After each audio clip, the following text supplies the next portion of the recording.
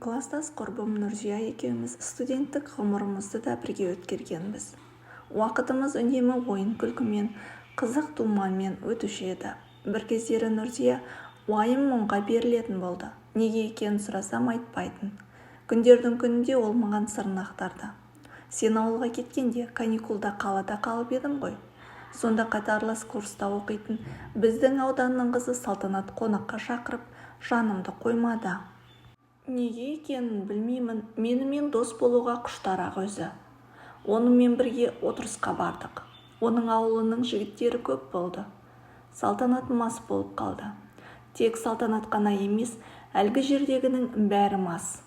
Салтанат бір жігітпен құшақтасып ұйықтап қалған соң, мені бір жігіт мазалай бастады. Көне қоймаған соң тіпті күш салуға көшті. Оның менімен арпалысып жүргенін көріп, екіншісі болса кетті. Сөйтіп, әлгі екеуі мені кезек-кезек зорлады. Сол бір күнді ойласам құсқым келеді. Арақ ішіп алып теңкейіп жатқан Салтанатты иттің етінен жек көрем. Сол бір күн елестесе, өз-өзімнен жеркенем, деді Нұрзия. Мен кейін күйеуге шыққанда күйеуіме не бетімді айтамын. Денеме зорлықтың табы қалғандықтан енді ешқашан төсек рахаты, махаббат дегенді білмей кететін шығармын. Иә, зорлық, яғни ықтиярсыз төсек қатынасы дегеніңіздің өзі қорқынышпен байланысты нәрсе ғой. Ондайды жақсылықпен еске алатын, жақсы сезімде тыңдайтын адам болса жоқ. 90-шы жылдардағы жоқшылық кім-кімнің болмасын есінде шығар. Отбасын асыраймын деген жұрттың бәрі сол кездері базар жағалап кетті емес пе? Мен де күйеуім үйде сопиып әрекетсіз отырып қалғандықтан Бішкек қайдасың деп пойызға мініп жолға шығып кеттім. Көршім Шолпан коммерсант енді. Неліктен екені есімде жоқ, біз жол жүретін кезде билет бола қоймады. Содан Шолпан, біз проводникпен келісіп жүре береміз ғой, деп билеттің жоқтығына еш алаңдамады. Купеге орналасқан менен басқа 3 әйелдің бәрі де саудагер. Егде тартқан Маша тәтей жайма базарда киім сататын көрінеді. Шолпанның сататыны ыдыс-аяқ, ұсақ-түйек. Маша тәтей дегеніңіз желіккен адам екен. Жол бойы арақ сыра ішіп, қалжың айтып зеріктірмеді. Мезгіл түн болғанда ортаға тағамдарды толтырды да проводник жігітті шақырып келді. Арасында оған мына Ғалия қандай сұлу қыз, ойнап күлсеңдерші деп мені нұсқап қояды. Мен ұялып барамын. Бастапқыда жолсеріктерімнің көңілдерін қимай, ақтан-ұрттан қырап отырғанмын. Бара-бара көбірек ішейін дедім. Бірсыпыра отырдық. Бір уақытта жанымдағылар ұйқыға жатты. Әлде бір станцияға тоқтаған кезде проводнигім шығып кеткен. Мен де ұйқыға жаттым. Бір уақытта пойыз орнынан қозғалып, үйреншікті түк-түгіне басты. Осы мезгілде жаныма біреу қыстырылып жата кетті. Әлеуетті қолдар ып-ыстық, денемді балқытып бара жатқандай.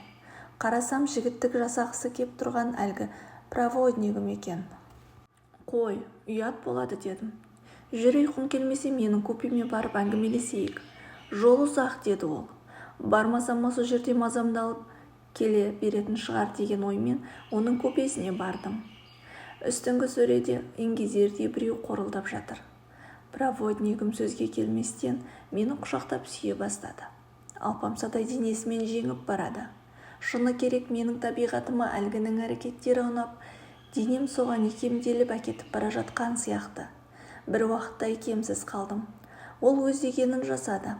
Бастапқыда оны қаламасам да, нәпсім өз дегенін істеп, ұятты іске жол беріп қойдық. Осы уақытқа дейін әйелдік парызымды өтедім дегенім болмаса, өзім өз болып күйеуімді қалап көрмеппін. Және дәл осындай ләззат алмаған екем. Өне бойыма бір ерекше нұр құйылды. Шу станциясынан түсіп қалған соң таксиге міндік. Боранбай атты таксишісінің көлігіне отырдық. 40-та алқымдап қалған азамат екен. Бішкектің базарларын аралатып жұмысымызды бітірді. Менің жүгім аз болып, басқалардікі Боранбайдың көлігіне сыймайтын болды да, олар қайтарда үлкенірек көлікке мінетін болды. Мен Боранбаймен Бішкектен Шуға жалғыз кеттім. Жолда түрлі әңгіменің басын шалдық. Бір уақытта Боранбай көлігін жол шетіне доғарды да далаға шығып келді. Сен маған кешеден бері ұнап қалдың. Көңілім кетіп отыр деп тіземе алақанын салды. Қағып жібердім. Мен күйеуі бар әйелмін дедім қатқыл дауыспен. Мен сенімен қайтсем болам. Сен үшін бағана көлігіме артық жолаушы да алғам жоқ дейді міндетсініп. Жаман дайын ызам келді. Осы жолғы таксиші мен проводник атаулы маған үйір болғанын естіген ойға кеттім. Денем тоңазып, бір суып бір ысыды. Боранбай бірдеңе деп отыр. Бір уақытта юбкамның етегін түріп жіберді. Киімдерімді шешуге ыңғайланғанда денемді тоқ ұрғандай болып кетті. Әлгіні жиек көріп тұрсам да, қимыл қозғалысы жаныма жағып барады. Бір уақытта өзі шешіне бастады. Мұнысын көріп тіпті дегбірім қашты. Сөйтіп ол да өз қалауына жетіп тынды. Проводникпен арадағы оқиға ішімдіктің салдарынан болды десек, мынауым не енді? Әлде бәрібір зорлайды деп айтқанына көне салдым ба? Айдаладағы Бішкектің жолында қайда қашып құтылатын едім?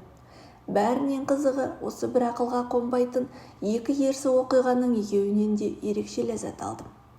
Бұл сезімдерді күйеуіммен бірге ешқашан басымнан кешкен емеспін. Кей әйелдер мен феминистпін, фрикитпін, суықпын деп төсекте ләззатқа жете алмайтынын айтып жатады ғой. Менде де болады. Күйеуіммен төсек қатынасына барғым келсе де, денем қатып мелшиіп қалатын кездер.